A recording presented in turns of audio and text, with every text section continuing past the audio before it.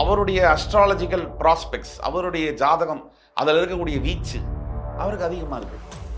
Time அவருக்கு இருக்கு. மக்களுடைய மனதில் மாற்றங்கள் வர வேண்டும். அதுதான் உண்மையான அரசியல் மாற்றம். இதே ரஜினிகாந்த் 96 அவர் வந்திருந்தாருன்னா பீக் அவர் தான் சிஎம். 200 தொகுதிக்கு மேல வெற்றி பெற்று அந்த டைம் முடிஞ்சு போச்சு. அவ்வளவுதான். 2026 யார் முதலமைச்சராகிறதுக்கான வாய்ப்புகள்? இந்த பேட்டியில நான் சொல்றதுல ஒன்றும் தயக்கமே இல்லை. அங்கே பக்கத்து வீட்டில் ஒருத்தங்க இருந்தாங்க, அவங்க நல்ல சலூன் வச்சு பெரிய ஆளாயிட்டாங்க. நம்மளும் சலூன். பக்கத்து வீட்டில் ஒருத்தங்க இருந்தாங்க, அவங்க ஷேர் மார்க்கெட் திறந்து பெரிய கோடீஸ்வரனாகி வீடெல்லாம் வாங்கிட்டாங்க. நம்மளும் ஷேர் மார்க்கெட். இது பேர் தொழில் தொடங்குறது அல்ல.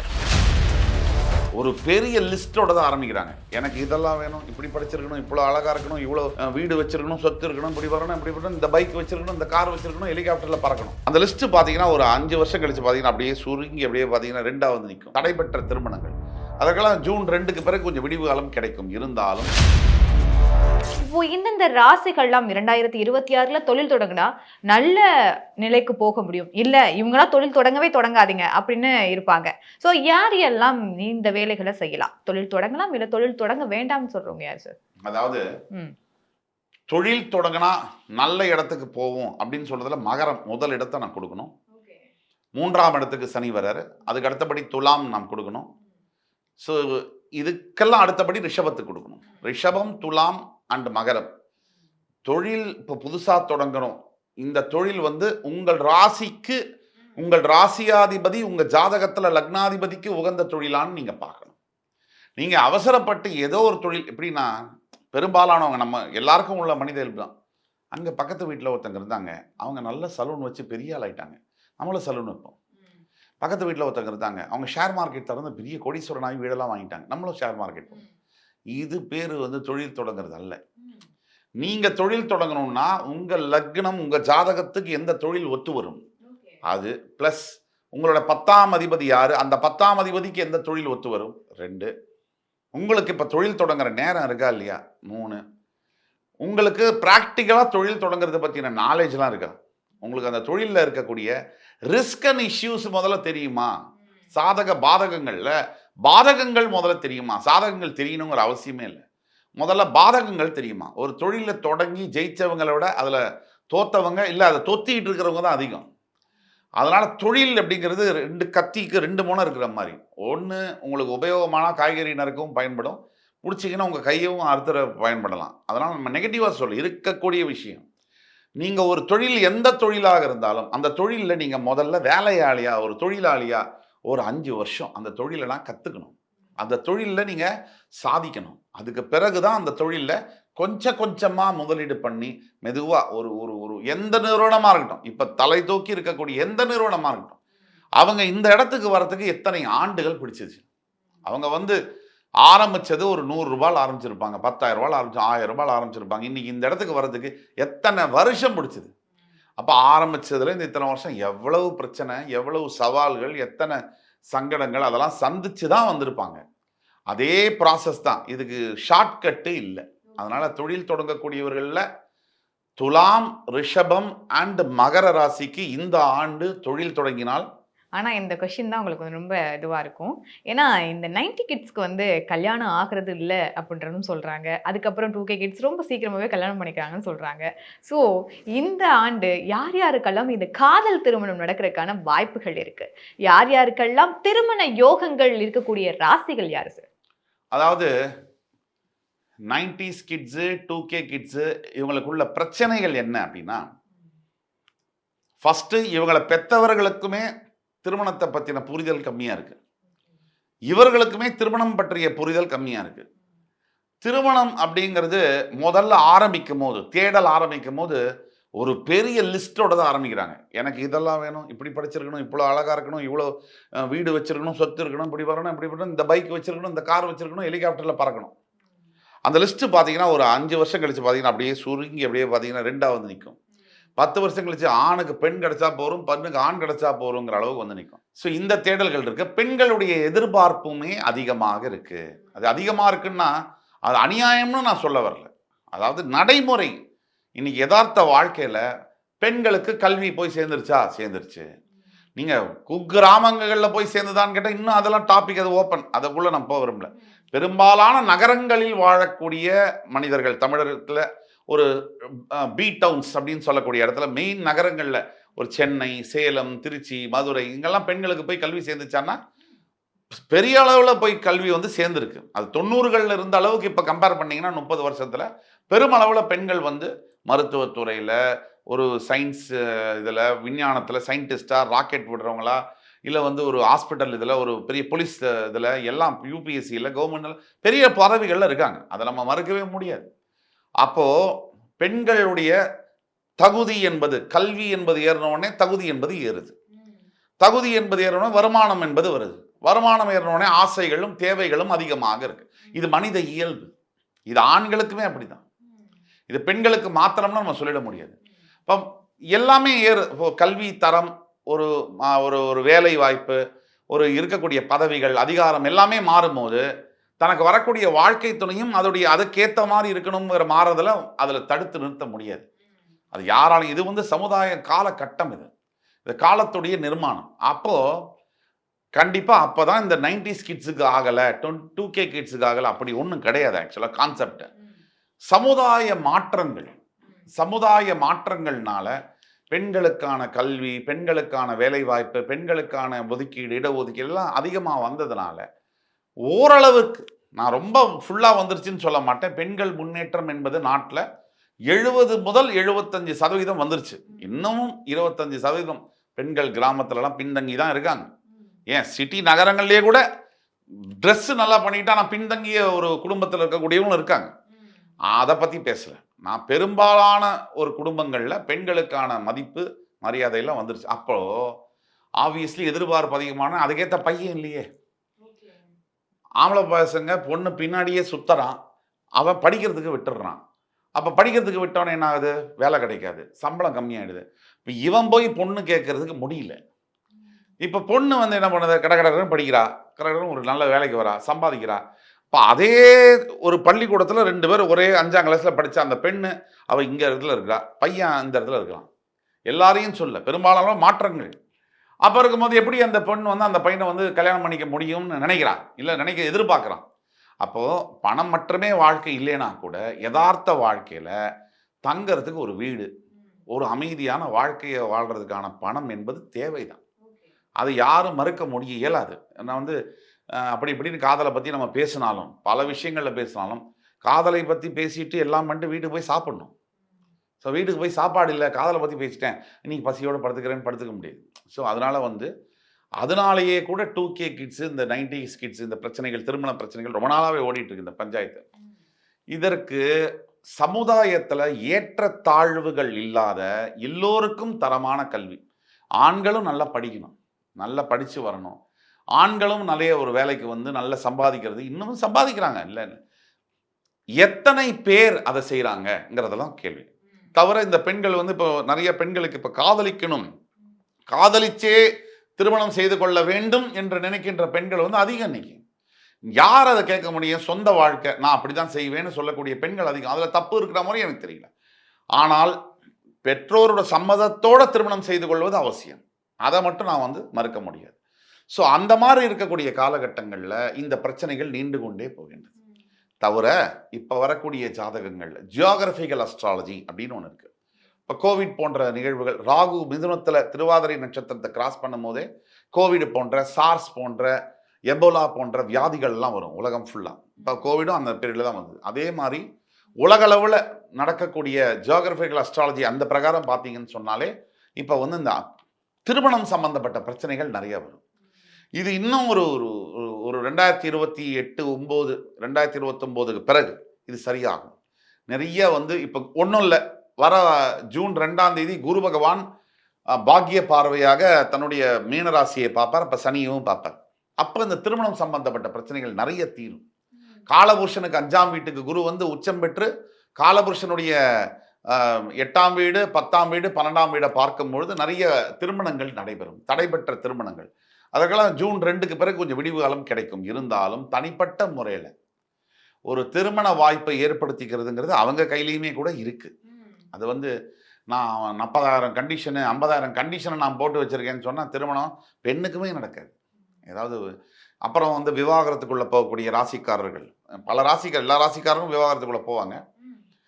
எனக்கு இவங்கள பிடிக்கல, எனக்கு இந்த மனைவியோட வாழ முடியல, எனக்கு இந்த கணவரோட இருக்கவே பிடிக்கல, ஒத்துக்கிறோம். அதாவது ஒரு சில காரணங்களுக்காக வாழ்க்கையை நடத்த முடியாது என்பது உண்மையாக இருந்தாலும், இன்றைக்கு விவாகரத்துங்கிறது ஏதோ பொட்டிக்கடையில் போய் சாக்லேட் வாங்குற மாதிரி ஆகிப்போச்சு.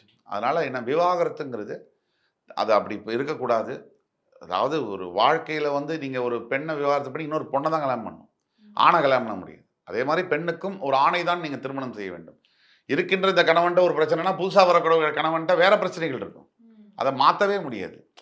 ஸோ அதே பிரச்சனைகள் இருக்காது. அப்போது எங்கோ ஒரு இடத்துல நீங்கள் சமாதானம் ஆயிக்கணும். வாழ்க்கையில் எதிர்பார்த்தபடி எதிர்பார்த்தது எல்லாமே எல்லா நேரத்துலையும் இருக்கவே இருக்காது. அது நாம் எப்படி பார்க்கிறோம் அப்படிங்கிறத பொறுத்து தான் நம்ம வாழ்க்கை நமக்கு அமையுது. அதனால் இந்த புரிதலோட வந்து 2K கிட்ஸு, இந்த 90 கிட்ஸ் எல்லாம் என்னை பொறுத்த வரைக்கும் தனிப்பட்ட அபிப்பிராயத்தில் 90 கிட்ஸ் ஆர் 2K கிட்ஸில் பொறுமை, தெளிவான சிந்தனைகள், அப்புறம் பெற்றோர் அந்த பேரண்டிங் அங்கே நிறைய பிரச்சனைகள் இருக்குது. இன்க்ளூடிங் நானும் ஒரு பேரண்டாகவே அதை சொல்ல முடியும். பேரண்டிங்கில் என்ன பிரச்சனை அப்படின்னா, குழந்தைகளுக்கு பிரச்சனையே கொடுக்காம வளர்க்கணும்னு நினைக்கிறதே மிகப்பெரிய தவறு. பேரண்டிங்லேயே பிரச்சனையை கொடுத்து தான் குழந்தைங்களை வளர்க்கணும். ஒரு ப்ராடக்டை நீங்கள் பல தடவை டெஸ்ட் பண்ணால் தான், ஒரு தங்கம் வரணும்னா ஒரு ஒரு 100 டிகிரி சென்டிகிரேடில் அதை ஹீட் பண்ணணும், ஒரு -20 டிகிரி சென்டிகிரேடில் கோல்டு பண்ணால் தான் அது தங்கமாகவே மாற முடியும். அப்படி இல்லாமல் நீங்கள் வந்து இது பண்ணக்கூடியதெல்லாம் நீங்கள் வந்து மாற்றிக்கொள்ள வேண்டும். அதெல்லாம் வந்து பேரண்டிங்கெல்லாம் மாற்றிக்கணும். குழந்தைகளை வந்து அப்படியே தாங்கிறது, என் பொண்ணு என் பையன், ஆமாம் உங்கள் பொண்ணு உங்கள் பையன் தான். உங்களோட காலத்துக்கு பிறகு உங்கள் பொண்ணு உங்கள் பையன் எப்படி இருக்கணும்?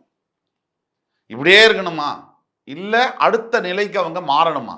அந்த பக்குவமும் அதை தாங்கிக் கொள்ளக்கூடிய தன்மையும் அவங்களுக்கு வரணுமா? இதை பெற்றோர்கள் புரிந்து கொள்ள வேண்டும். ஓகே. சரி, இப்போ வந்து இந்த குழந்தைகளுக்கு வந்து எப்போதுமே வந்து சின்ன சின்ன விஷயங்கள்ல கூட நீ அந்த புள்ள நல்லா படிக்குது, நீ நல்லா படிக்கல, இந்த கல்வி சார்ந்த விஷயங்கள் இருக்கு இல்லையா? இந்தந்த ராசிகள்லாம் வந்து, ஏன்னா அடுத்த எக்ஸாம்ஸ் வரும், ரிசல்ட் வரும், இந்தந்த ராசிக்காரர்கள்லாம் வந்து நல்லா கல்வியில முன்னேறதுக்கான வாய்ப்புகள் இருக்கு, இல்லை உயர்கல்விக்கு வெளிநாடுகளுக்கு போறதுக்கு வாய்ப்புகள் இருக்கு, இல்லை எம்பிபிஎஸ்க்கு ஒரு சீட் கிடைக்கிறதா இருக்கட்டும், இல்லை இன்ஜினியரிங் காலேஜ்ல ஃப்ரீ சீட் கிடைக்கட்டும், இந்தந்த ராசிகளுக்கு இதெல்லாம் நடக்கும்னு சொல்ல முடியும்? அதாவது கல்வியை பொறுத்த வரைக்கும் வருகின்ற 2026ல் நம்பர் 1 அப்படின்னு எடுத்தோம்னா ரிஷபத்தை சொல்லலாம், அதே மாதிரி மகரத்தை சொல்லலாம், அதே மாதிரி கல்விக்கு அடுத்தபடியாக கடகத்தை சொல்லலாம். இந்த ராசிகள் எல்லாம் பார்த்தீங்கன்னா அட்வான்ஸ்டு ஸ்டடீஸில் ரொம்ப அட்வான்ஸ்டாக போவாங்க.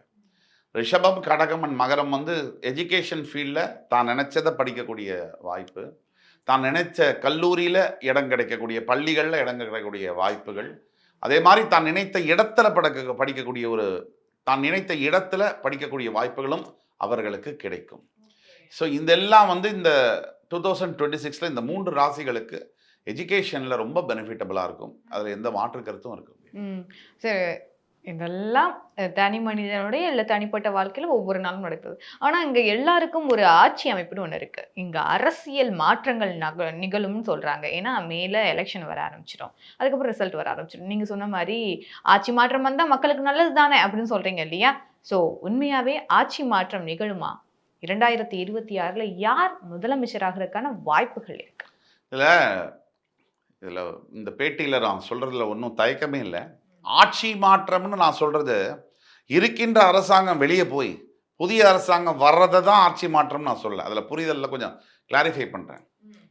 ஆட்சி மாற்றம், இந்த ஆட்சி எப்படி நடக்குதுங்கிற விதத்தில் மாற்றம் வரணும். கட்சிகள் மாறி மாறி வந்து ஜனங்களுக்கு நல்லது நடக்க போகிறதில்ல, நல்லா புரிஞ்சுக்கோங்க. ஆட்சி ஒரு அரசாங்கம் எப்படி செய்யறாங்க அப்படிங்கிற விதத்துல மாற்றம் வந்தா தான் ஜனங்களுக்கு நல்லது நடக்கும். கட்சிகள் மாறி மாறி வந்ததுனால என்ன பலன்? இவங்க நல்லது செய்ய போறாங்க, அவங்க நல்லது செய்ய போறாங்க, மாறி மாறி வந்ததுனால எவ்விதமான பலனும் வரப்போறதில்ல. ஆனா ஜனங்களுக்குள்ள அரசியல் விழிப்புணர்ச்சியோ, ஜனங்களுக்குள்ள வந்து எதை செய்யணும் எதை செய்யக்கூடாது, நம்ம இந்த நாட்டுக்கு என்ன செய்யணுங்கிறது அந்த விழிப்புணர்வோ இதெல்லாம் இல்லாத, போராட்ட குணம் இல்லாத ஒரு சமுதாயம் உருப்பட்டதா வரலாறு இல்லை. நீங்கள் பிரெஞ்சு புரட்சி எடுத்தாலும், ஜெர்மனி எடுத்தாலும், நீங்கள் வந்து யூஎஸ் எடுத்தாலும், எந்த இடத்துல நீங்கள் வந்து எடுத்தாலுமே சரி, ஆஸ்திரேலியா எடுத்தாலும், போராட்டம் இருந்தால்தான், ரஷ்யாவை எடுத்துக்கங்க, போராட்டம் இல்லாமல் ஆப்பிரிக்காவை எடுத்துக்கங்க. அப்போ போராடவே போராடாமல் எனக்கு காலையில் நான் வேலைக்கு போவேன், நான் வந்து சம்பாதிப்பேன், என் குடும்பத்தை பாதுகிடுவேன். ஐயோ என் பக்கத்து வீட்டில் ஏதாவது கொலை நடந்தால் கூட எனக்கு எதுக்கு அப்படின்னு இருக்கக்கூடிய சமுதாயத்தில் மாற்றங்களை எப்படி நீங்கள் எதிர்பார்க்க முடியும்? இப்போ அரசாங்கம் ஒரு திட்டத்தை போடுது, இல்லை ஒரு ஆர்டர், கவர்மெண்ட் ஆர்டர் போடுது, அது எல்லாருக்கும் தான், உங்களுக்கு மட்டும் இல்லை, பக்கத்து வீட்டுக்காரன் இல்லை, எல்லாருக்கும் தான். இப்போ நீங்கள் வந்து ஒரு ஒரு ஒரு சமுதாயத்தில் இந்த அளவுக்கு வந்து வன்முறைகள் பெருகிருக்கு, குடிப்பழக்கம் பெருகிருக்கு, இன்னைக்கு வந்து அரசியல் கலாச்சாரம் அழிஞ்சு போயிருக்கு. நீங்கள் ஒரு 30 ஆண்டுகளுக்கு முன்னாடி ஒரு அரசாங்கம் கவர்மெண்ட் ஆஃபீஸுக்கு போங்க, டீசெண்டாக இருந்துச்சு. அந்த இடமே வந்து நல்ல படித்த மனிதர்கள், நல்ல வேலை, ஓரளவுக்கு இப்போ இருக்கிறது.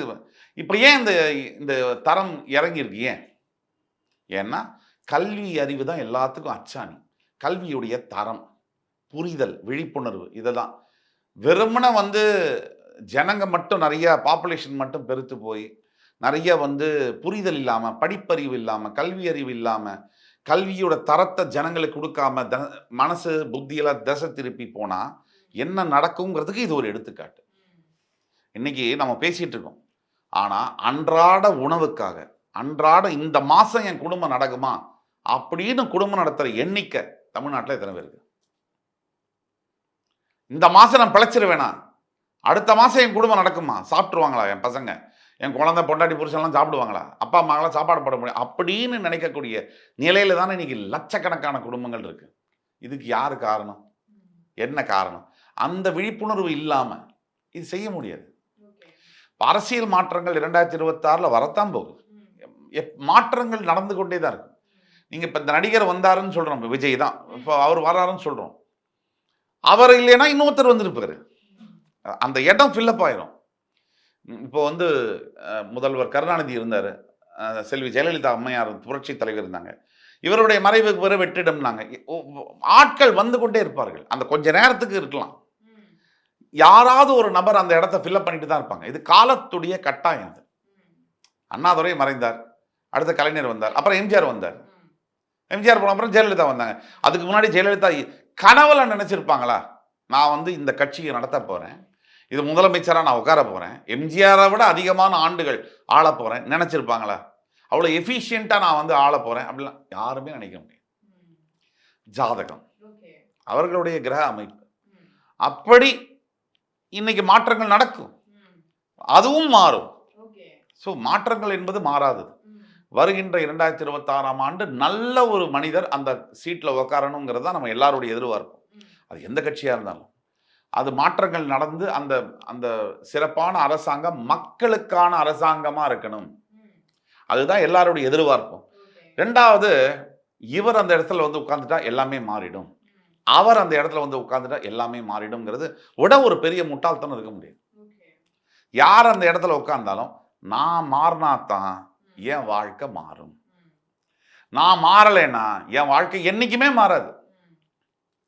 இந்த அறிவு, இந்த அறிவு, இந்த புரிதல் பெருவாரியான மக்களுக்கு என்னைக்கு வருதோ, யாரோ ஒருத்தர் முதல்வராக உட்கார்றார், அவர் தான் எனக்கு வீடு கொடுக்கணும், 3 வேளை சாப்பாடு போடணும், எனக்கு கல்யாணம் பண்ணி வைக்கணும், சீமந்தம் பண்ணணும், இப்படிலாம் நினைச்சா நடக்குமா? இந்த எதிர்பார்ப்பு கரெக்டா?